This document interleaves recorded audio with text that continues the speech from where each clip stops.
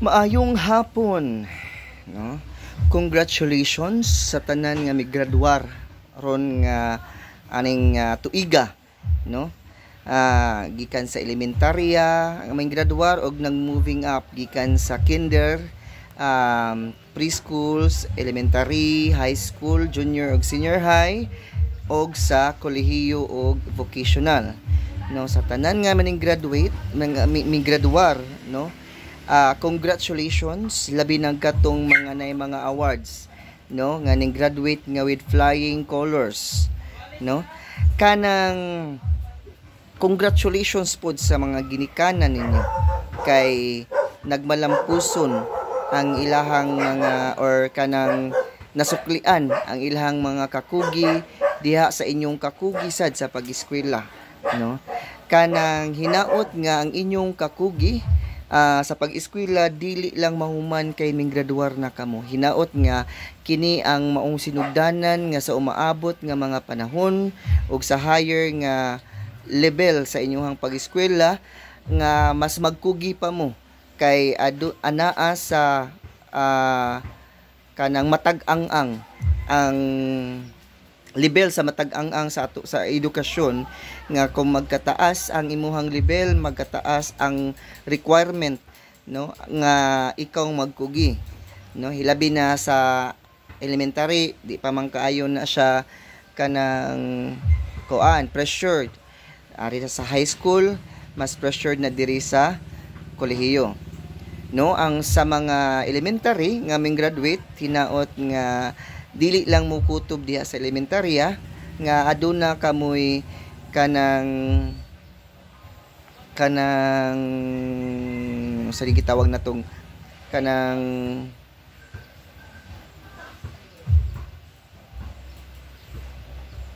huna-huna or gitawag nato, nakalimot ko sa termino, pero adunay kanang murag pangandoy ba nga mulahos pa sa kanang determinasyon. Ayon, aduna ka may determinasyon nga mo enroll pa sa high school nya, ang junior high mo enroll pa sa senior high, ang senior high mo enroll pa sa kolehiyo, no. Kay ang pagkuha sa imong diploma ug paghatag kanimo sa imong kaugalingon anang diploma ug makagunit ka og kanang ang mahimo kang professional, mao kanay mga kini magong edukasyon, mao kani bugtong bahandi nga ikabilin sa usa ka gidikanan ngadto sa ilang mga anak, no, nga dili nga bisag kinsa makawat, no. Kay ang ubang mga bahanding pisikal mga kawat man na, mga wagtang man na, lumalabay man lang. Ang imuhang pag-eskwela, no, ang imong pagka-professional dili na makawat ni bisag kinsa, no. Ang mabuhat ni bisag kinsa ang pagdaot man nimo, pero kung ikaw naa sa matarong bisag unsa-unsa ang panilagdaot-daot, kung ikaw sa imong kaugalingon, no, nagtinarong wa kay naligsan, wa gid sila mahimo, no, sa tinarong nga mga pamaagi. Unya ang kining tambang nako, no, sa mga senior high arita magsugod sa diri man na ang gitawag nato nga atong video karon, no. Ato reminders lang, kutob lang sa tag 15 minutes kay 15 minutes lang gyud ang recording ani sa Facebook, na so sa I don't know sa ubang social media. Pero kini lang is pahigmata, no, sa mga estudyante, sa mga sa mga moving uppers, sa mga nag-moving up sa kanang ning graduate og elementary, congratulations. Ang katong ning moving up sa junior high to senior high, hinaot nga makapili kamo daan og unsay sakto ninyong sudlon nga kurso sa kolehiyo, mao inyong basihan sa pagpili sa inyong strand diha sa senior high. Kay kay ang kanang mga basic nga mga topics or basic subjects sa kolehiyo, no, gipangbalhin naman na sa senior high.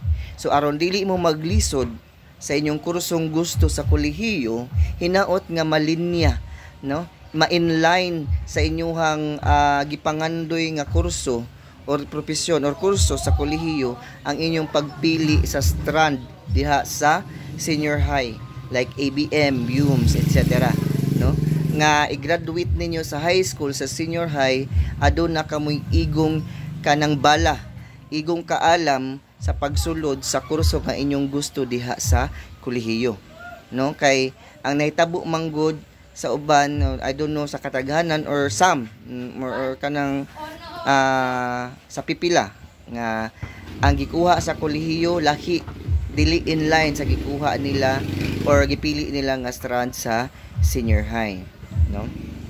Ug naay nangutanan nako or kadaghan ako nakasugat pod niini kung unsay kurso nga angayan or lindot nga kuhaon sa kolehiyo, no? Kanang kung ako'y pangutan-on, kung ganahan mong dali makatrabaho, commerce gyud siya. Kay nagtubo man na nga to ang ekonomiya, nagtubo ang as the moment or as the time pass by nga di man gyud na mawa ang negosyo. So kining mga business magkinahanglan man ni ani mga commerce graduate, no? Pero kung ganahan jud kag mo permitting hiring, ari gyud kag accounting, no? Na may mga kurso manggod nga kanang ug di ka kapasar sa board exam, di man gud nimo magamit imong kurso, no? Pero naa nimo basta pilia ang kurso nga ganahan ka, no? Pilia ang kurso nga kanang mo fit nimo or kanang or ganahan kag magpractical. Bisag ako ganahan ko mag civil engineer but wala man matuman kay dinalian man to. So ako nagdahom nga lahi nga path ang akong magian. Pero dili na maoy gyud ang akong paggipangandoy. So mao gyud na. Pero maoy miingon nga lisod man kuno og dili nimo ganahan ang kurso. Ako mismo dili ko ganahan sa ako ang on that time nga nagkolehiyo ko di ko ganahan, even knowledge about it wala ko ana, ano, wala ko'y kanang alamag. Ako lang yung sa unang-una nga mag-engineer ko, mag-civil engineer ko, no? Pero sa pagtungtong na sa kolehiyo, akong nasuta, akong na-realize nga dili lisod or walay lisod kung ikaw magtuon, mag-focus sa imuhang leksyon, no? Sa leksyon, ha? Walay lisod. Kay kung imo manggong hunahuna-hunaon nga lisod, hangtod sa hangtod lisod na siya. Kay kung sa imong hunahuna sayon dayon na siya. Adunay mga pamaagi, adunay mga strategy nga dapat nga imong mabuhat nimo aron masayon na lang sa imuhang part. Maunang sa kolehiyo kung unsay yung kurso nga gustong kuhaon, giplanong kuhaon, ilinyada ang inyo or i-inline sa inyong ganahan nga kurso ang inyong strand nga pilion sa senior high. Ano? Para di na mo maglisod sa kolehiyo. Kay ang mga subject o basic subject sa kolehiyo diri na man nakwaon o diri na magipanghapak sa senior high. Mao na kasagaran karon, no? So wala gyud lisod, walay lisod. Unya naay nangutanan nako kung unsa nga eskwelahan, kung asa bagay nga eskwelahan nga mo kanang dapat mo enroll, no? Para nako no dili man na bisan pag unsa kalindot sa eskwelahan, no? Di ko mo refer og eskwelahan ha, pero para nako kung dili man na mag-agad sa eskwelahan, no? Tuod na ay mga performing schools, no? Pero huna-huna sa makadaghan nga ang kining mga eskwelahan adunay nagkadaiyang nga mga instructors, mga teachers. Ang kinimanggong mga teachers naa manggoy iya-iyaha nga mga strategy, iya-iyaha nga mga pamaagi sa pag-transfer sa ilahang knowledge, pag-transfer, pag-discuss sa topic nga ilang i-discuss ngadto sa mga estudyante, no? Nya naaman tay gitawag nga slow ug fast learner nga mga students. Unya bisan pag fast learner ka, kung ang pag-deliver sa teacher dili gyud well enough or dili siya strategized jud kaayo nga madawat or ma-absorb dayon sa usa ka estudyante, no? So dili gyud na mag-matter gyud ang school. What matter most kay bisan pag unsa ka performing ang usa ka eskwelahan, unsa ka performing, butang talag maayo kay ang mga teachers la, maayo kay ang mga instructors, kung mismo ikaw nga estudyante ang imong focus, ang imong hunahuna, ang imong attitude wala gyud diha, no? Dili gyud mao imong attitude nga gipakita, no? Nga bisag unsaong panagtudlo, kung ikaw diha nga estudyante ang imong huna galatagaw, ang imong huna tuwa sa gawas, wa diha sa leksyon, unsa may makatunan nimo? Di ba? Wala kay makatunan. Mao na akong giingon nga although mo matter ang school ug ang teacher, but what matter most is you as a student, no? Kay ang teachers manggod ug ang eskwelahan diha ra mo guide nimo sa imuhang pagkat-on. Ikaw mismo may magda sa imong kaugalingon. The primary role of the teachers, the instructors, is for you to understand what you have started learning, no? Unsay imong nabasa diha sa mga konteksto sa libro, no? Ang role sa teacher is magpasabot ra ana, no? Maghatag og additional inputs aron nga mas masabtan nimo ang imuhang gipambasa, ang mga learnings ng imong nakuha diha sa libro. Dili kay magsalig sa eskwelahan, no? Narabay uban, although sa uban nga actual world, no, sa kanang patrabaho na mumatter sila og school.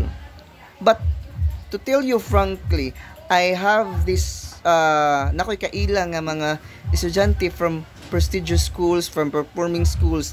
But ang pangutana, in the actual world, kumusta man ilang performance? Diba? Dili na. Naamanggod na. Dili gid na magmatter sa eskwelahan.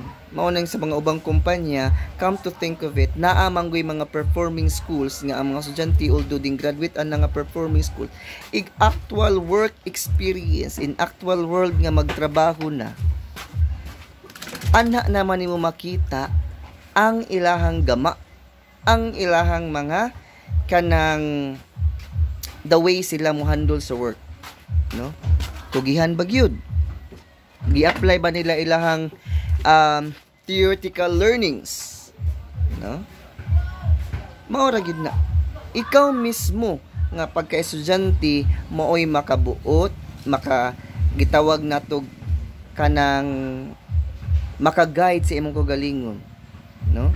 Naagyud nimo ang kalampusan sa imong kagalingon diha nimo, wala na magmatter sa eskwelahan ug sa school. Kay bisag unsaog wadwad sa school, bisag unsaog wadwad sa mga teachers, kung ikaw estudyante wala diha ang focus, wa gyud nay mahimo.